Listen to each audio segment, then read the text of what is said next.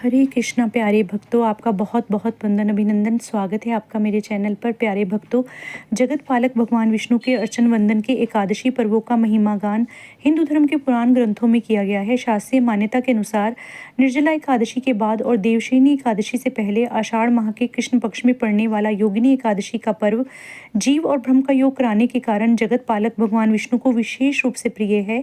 तीनों लोकों में प्रसिद्ध इस व्रत पर्व के अनुष्ठान से भक्त के लौकिक जीवन में सुख शांति और समृद्धि की प्राप्ति होती है। साथ ही देह त्याग के बाद मोक्ष का मार्ग भी प्रशस्त होता है। पद्म पुराण के अनुसार देह को समस्त आदि व्याधियों और पाप शाप से मुक्त करने वाली योगिनी एकादशी के अनुष्ठान से 18 तरह के असाध्य और कुष्ठ रोग ठीक हो जाते हैं। इस दिन असहायों एवं जरूरतमंदों को अंजल, वस्त्र और धन के दान से 88,000 ब्राह्मणों को भोजन कराने का पुण्य फल मिलता है। महाभारत के अनुसार भगवान श्री कृष्ण से आषाढ़ के शुक्ल पक्ष की निर्जला एकादशी का महात्म्य सुनने के बाद महाराज युधिष्ठिर ने उनसे आषाढ़ कृष्ण की योगिनी एकादशी का महात्म्य सुनाने की प्रार्थना की। तब भगवान श्री कृष्ण बोले, नृपश्रेष्ठ, आषाढ़ के कृष्ण पक्ष की योगिनी एकादशी संसार सागर में डूबे हुए प्राणियों के लिए सनातन नौका के समान है। यह पर्व पापों को नष्ट करने वाला और श्रेष्ठ पुण्य फल देने वाला है। इस बार योगिनी एकादशी का पुण्य पर्व और योग दिवस एक ही दिन पड़ रहा है। आध्यात्मिक उत्कर्ष और स्वस्थ जीवन शैली के इस मणिकांचन योग का यथासंभव लाभ हर साधक को उठाना चाहिए। क्या है योगिनी एकादशी व्रत कथा, आइए जानते हैं।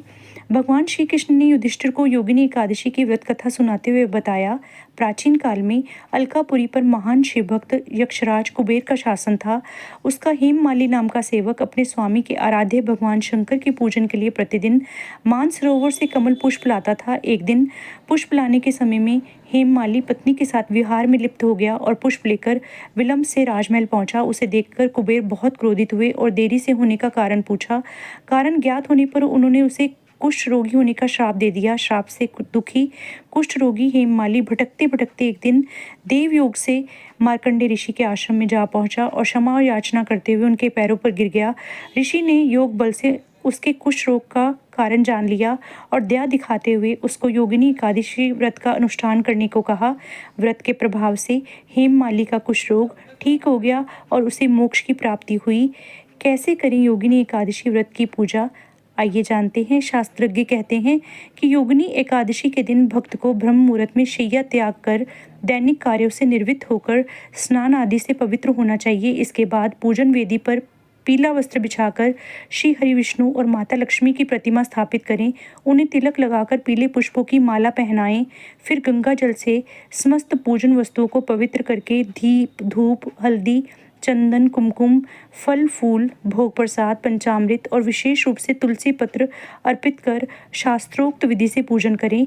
इस दिन विष्णु चालीसा का पाठ और हरि नाम का जप विशेष फलदायी होता है। आप सभी भक्तजनों को योगिनी एकादशी व्रत की ढेरों शुभकामनाएं। आपका हर दिन शुभ हो, मंगलमय हो, कल्याणकारी हो। इसी शुभकामना के साथ जय जय श्री राधे श्याम।